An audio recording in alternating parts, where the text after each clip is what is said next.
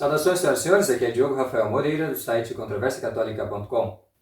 Nesse vídeo falaremos sobre a validade das canonizações modernistas, isto é, aquelas canonizações que foram feitas pelos papas pós-conciliares, que vai de João XXIII até agora Bergoglio, que tomou o nome de Francisco. E para isso temos aqui a presença do Padre Rodrigo, mas primeiro, antes de qualquer coisa, gostaríamos de falar sobre o livro Obra de Mãos Humanas, do Padre Anthony Cekada. Ele já está à venda a todos os interessados. Como disse o Padre, quando abriu a caixa, está aí por R$80 para aqueles que retiram aqui no seminário, aqueles que desejam adquiri-lo via correio, receber pelo correio. 99. Então, R$99, e aí já com frete incluso. Adquiram, realmente vale muito a pena, é um ótimo investimento, porque é um livro que fala sobre a missa de Paulo VI, sobre a reforma litúrgica, sobre a própria missa católica, a missa tridentina. Muitas pessoas perguntam para o Padre tem algum material sobre missa tridentina? Isso. Tem algum material de crítica à missa nova? Então, agora tem, não é, Padre? Agora. Agora vocês podem encontrar tudo que vocês estavam esperando, que tinham necessidade, está aqui. Como eu falei também anteriormente, aqui está a obra definitiva sobre a invalidade dessa missa modernista. Então, para aqueles que têm ainda, para desencargo de consciência, leiam esse livro aqui e vocês vão ver que tudo no modernismo é falso. Nós vamos ver, desde as canonizações, desde os falsos papas, a falsa missa, falsos sacramentos, tudo no modernismo é falso, e nós estamos provando isso. Nessa obra do Padre Cekada, ele desmascara a missa modernista de Paulo VI. Em outras obras também desmascararemos esses usurpadores, esses falsos papas, com a publicação, por exemplo, de livros como o Padre Sainz e Arriaga, da Igreja Montiniana, Sé Vacante. E hoje também trataremos sobre esse tema que é das falsas canonizações. É realmente, Padre, um bom ponto de partida esse da missa, porque realmente quando se canoniza um santo, ele passa também, a figurar no culto público da Igreja. E então existe uma relação entre a missa, e as canonizações. Sim. E tem esse traço, essa propriedade em comum de serem ambas inválidas. Por que, reverendo, no caso das canonizações, elas são inválidas? Bem, temos aí recentemente esse jovem que faleceu, Carlo Acutis, e tantos outros também que foram, entre aspas, falsamente canonizados, como José Maria Escrivá, fundador dessa seita Opus Dei, também Oscar Romero, que era um guerrilheiro invasor de terras comunista. Temos também outro, João XXIII, acho que Paulo VI, mesmo Corifeus do Vaticano II. Exato, esses falsos papas pós-conciliares e tantos outros também, que foram canonizados falsamente.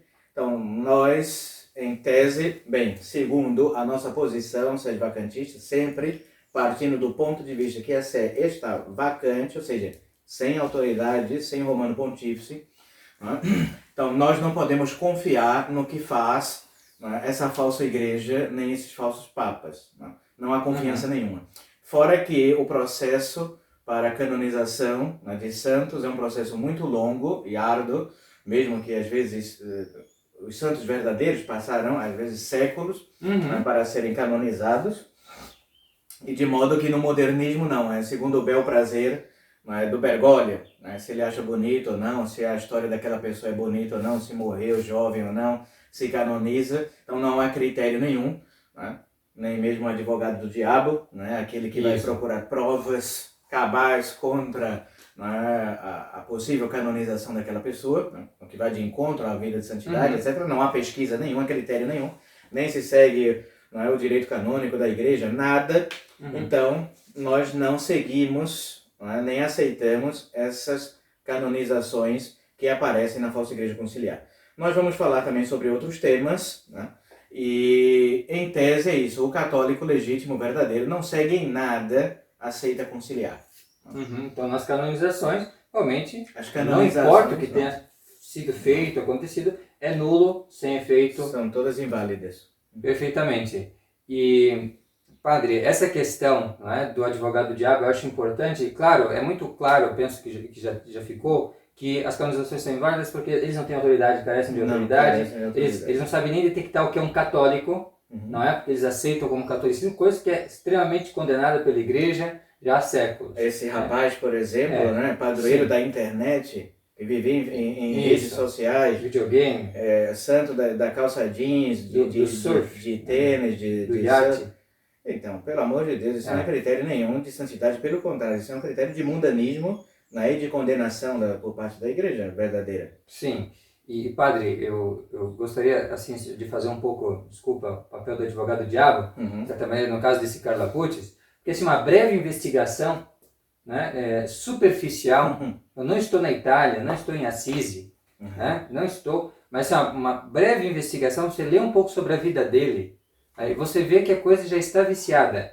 Ele teve um babá hindu, né, o pai dele, né, olha só que cuidado, né, dele, então você pode dizer, né, que São Luís de França ele foi educado pela mãe catolicíssima, né, se não me engano é Santa, não sei se é santa, mas bem, foi uma mulher santa, se não me engano branca, Bianca de Castella, algo assim, mas foi educado catolicamente, e esse rapaz foi educado por um hindu, não é? No começo agora, assim, uma breve pesquisa que a gente fez sobre isso, que não teve, evidentemente, nenhum problema para eles, porque para os modernistas é até bom, já começou o ecumenismo cedo já, né? Já começou o diálogo, o encontro, a cultura do diálogo do Bergoglio, ali já estava ele lá já se relacionando com o hindu desde da tenridade. E além disso, né, ele acabou assimilando alguma coisa do hinduísmo. Por quê? O que ele acredita? Ele estava convencido de que os animais têm alma e que terão lugar no paraíso. Claro. É isso que se ensina. Claro que isso daí não é doutrina tradicional. Não. Poderia passar uma coisa dessa? Não. Uma pessoa que acredita que os animais eles têm uma alma, isso cheira, né, ao animismo, isso cheira ao panteísmo hindu. É porque lá eles são deuses, os animais, na Índia, por exemplo. Então, e aí, falsamente tentam relacionar com São Francisco de Assis, como o Bergoglio sempre faz. Qualquer heresia ele invoca São Francisco de Assis para falar que não é possível uma religião sem dogma, sem nada, é só compaixão, é só, entre aspas, caridade. A gente vai falar mais sobre isso no vídeo sobre Fratelli Tutti. Mas invoca isso aí, mas na verdade o que você tem ali é uma pessoa que tinha uma fé heterodoxa, não era católico, realmente não tinha a fé católica. Fora que foi a sua vida inteira no modernismo, nessas missas inválidas pós-conciliares, e ainda dizem que no leito de morte ofereceu a vida pelo falso Papa, né, o Bento XVI. Sim. Tem todas essas histórias aí, e nessas redes sociais as fotos que tem lá, o que transmitem dessa gente, é mundanismo puro. E a fraude por excelência, né, do pseudo-corpo incorrupto. Porque foi tudo uma fraude. Teve esses pseudo-padres modernistas aqui no Brasil alardeando de 2019, incessantemente, de janeiro de 2019 até esses dias aí, até sair um comunicado, ou mesmo depois, até sair um comunicado da Diocese de Assisi, justamente desmentindo essas notícias, mas ficaram aí alardeando que não, agora realmente tem milagre, né, na Missa Nova, ele aí foi edificado pela Missa Nova, e olha o corpo incorrupto dele, tudo fraude. É porque o cadáver mal tinha esfriado e eles já foram exumar. Não é? Foram exumar, ainda tinha realmente muito da constituição anatômica, porque fazia pouco tempo que tinha falecido, e eles fizeram toda uma reforma nele, com máscara de silicone e tudo. Não é? Igual fizeram no João 23? Exato. Quer dizer, assim, claro, até qualquer um de nós, né, padre? Eles não tem o corpo incorrupto dessa maneira, só tem muito dinheiro, os pais dele têm muito dinheiro, o pai dele é um businessman da alta, entende? O menino ali tem foto dele sem camisa no iate, que não é para qualquer um. Assim, é fácil ter o corpo incorrupto, qualquer um pode ter, e pode até ser canonizado, porque canonização hoje em dia, a gente sabe bem... Tem um preço. Tem um preço, é questão de dinheiro, não é? Então os católicos não se deixem influenciar ignorem totalmente a seita modernista. Nós recomendamos a leitura da vida dos santos, né, canonizados pela igreja de sempre, pela igreja tradicional, né, pelos papas legítimos e verdadeiros. Temos tantos exemplos aí para que ir atrás, não é, desses modernistas aí que só são mau exemplo. Pré-1958, porque aí já está garantido. E uma coisa, reverendo, mas tem aquelas pessoas que dizem, só para a gente poder encerrar bem esse tema, que essa é uma objeção muito comum, como é que fica no caso de, por exemplo, um Padre Pio, ou então um Padre José de Anchieta, um grande missionário, Frei Galvão, como é que fica no caso deles? Então agora, eles não são santos? Então, como eu disse anteriormente, devemos esperar um juízo da igreja para esse tipo de coisa, de devoção privada, né? Ou devoção pública, perdão. Devoção privada a gente pode ter, né? Rezar pelo Padre Pio, né? Rezar pelo Frei Galvão, até a pílula do Frei Galvão, milagrosa, né? Etc. Né? Porém, eles não são canonizados, né, pela igreja. Devem passar por todo esse processo. Assim que houver uma restauração da igreja, da hierarquia católica, como isso vai suceder, Deus sabe, né? Nós não sabemos, mas quando houver essa restauração da igreja, uma volta de um legítimo romano pontífice, cabe a ele, né, a hierarquia católica, julgar, né? Fazer novos tribunais, seguir todas as normas da igreja, né? E aí sim, quando a igreja diz, esse é santo, esse deve estar nos altares católicos, aí nós aderimos. Mas enquanto isso não. Apesar de que tenham levado uma vida aparentemente santa, de santidade. Foram santos religiosos, né? Ninguém duvida, né, da santidade religiosa do Padre Pio, né, do Frei Galvão, como você falou, e de tantos outros que morreram de fato em odor de santidade, né, que não tiveram parte com a missa modernista, né, com essa seita conciliar. Porém, como não há autoridade, né, como não há um romano pontífice para julgar esses casos, então nós nos abstemos.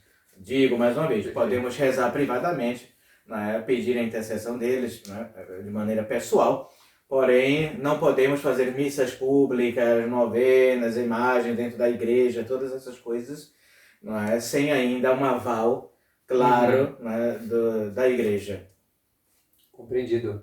Muito obrigado, reverendo, pelas palavras. Queria mais alguma coisa a acrescentar nesse mérito? Creio que sobre essa questão da validade, então alguns dizem, alguns tradicionalistas, e nós vamos bater muito nesse tema, né, sobre o falso tradicionalismo que há, Fraternidade São Pio X, Resistência e essas outras seitas, né?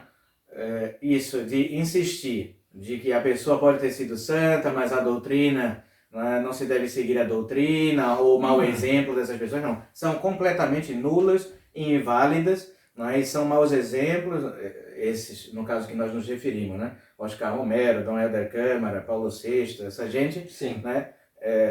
Descartar totalmente. Não tem nada de bom nisso, nem doutrina dessa gente, nem a vida dessa gente, nada, e nem as canonizações tampouco. E desses outros que talvez tenham uma vida de santidade, bem, rezar por eles, pedir a intenção deles privadamente, não mais que isso. É importante lembrar aqui que engaja a canonização, a infalibilidade, é um objeto secundário da infalibilidade da igreja. Exatamente. Então, é algo seguro, e você dizer que a igreja ela vai propor uma pessoa que ele foi para o céu, né? Quem sabe no leito de morte, se arrependeu, precisar de contrição, foi para o céu, mas não é um modelo de santidade, pelo contrário, é um modelo de iniquidade. Falsa doutrina, heresia. Isso é dizer que a igreja agora é uma enganação? Ou então, o Romano Pontífice, quando ele declara alguém santo, né, quando o processo é aprovado de canonização, ninguém pode questionar isso, né? Faz parte, engaja, né, uma certa infalibilidade do Romano Pontífice e da igreja, que não pode falhar, né, nesses juízos. Então ninguém discute, né, uma canonização, somente os hereges protestantes, que não aceitam os santos da igreja. Né? Porém, o católico deve aderir. E por que vocês não aderem? Porque não são papas, não são santos, nada vale ali. Não tem autoridade nenhuma. É por isso que nós questionamos. Não porque somos protestantes ou vamos contra os santos da igreja. Não, nós vamos contra isso porque isso não tem nada a ver com a Igreja Católica. Eles não são papas, eles não têm autoridade, não é a Igreja Católica que está fazendo isso. Então, por isso que nós execramos, condenamos e mesmo amaldiçoamos tudo que faz essa seita conciliar modernista. Tá? Porque senão, esse é um sinal também, né, da vacância da sé, né, e da falta de um romano pontífice, do vigário de Cristo. Porque se ele de fato, né, canoniza, isso é para sempre, para a devoção dos fiéis, para a Igreja Universal e tudo, o romano pontífice não erra nas canonizações. Né? Então, se esses modernistas erram canonizando falsamente, né, esses hereges, esses comunistas aí, é um sinal de que não é a verdadeira igreja, nem são verdadeiros romanos pontífices, são falhos. E aqui voltamos a falar do livro do Padre Anthony Cekada. Ele insiste naquela regra antiquíssima, lex orandi, lex credendi. E isto como é que pode a igreja ela ter uma missa pública para uma pessoa, louvando a vida dessa pessoa, louvando o exemplo dessa pessoa, ou seja, a lei da oração da igreja está dizendo que aquela pessoa é uma pessoa digna de imitação, né? E isso não tem nada a ver com a lei da fé. Não. Como esses tradicionais querem dizer, quer dizer, eles são os palhaços, eu não posso ter outro juízo das pessoas. Exato. Gente ridícula. Que eles ficam falando o tempo todo lex orandi, lex credendi para falar da missa contra a missa nova, né? E agora aceitam missas públicas para esse pessoal que tem uma vida péssima. Ecumenistas, hereges, toda essa gente que passaram a vida inteira sem a fé católica. Não podem ser modelo nenhum, né, de fé, de ortodoxia, de nada. Não são modelo de nada. Muito bem. Então, reiteramos aqui o convite, né, a todos a adquirirem o livro do reverendo Padre Anthony Cekada, Obra de Mãos Humanas, né, já está à venda, podem entrar em contato via e-mail, contato@seminariosaojosé.org. Também podem contatar pelo Controvérsia Católica, se preferirem, controversiacatólica@gmail.com. Também pelo WhatsApp, é só pedir aqui nos comentários, a gente também fornece o telefone. Exato. E assim nós vamos, né, continuar aí a divulgar. Essa obra de divulgação da ortodoxia católica e da sã doutrina, e da boa imprensa católica. Exatamente. Então, muito obrigado pela presença, reverendo Padre Rodrigo. Por favor, deixe-nos a vossa bênção sacerdotal. Benedictio Dei Onipotente, Patris et Filii et Spiritus Sancti, descendat super vos, et in et semper. Amém.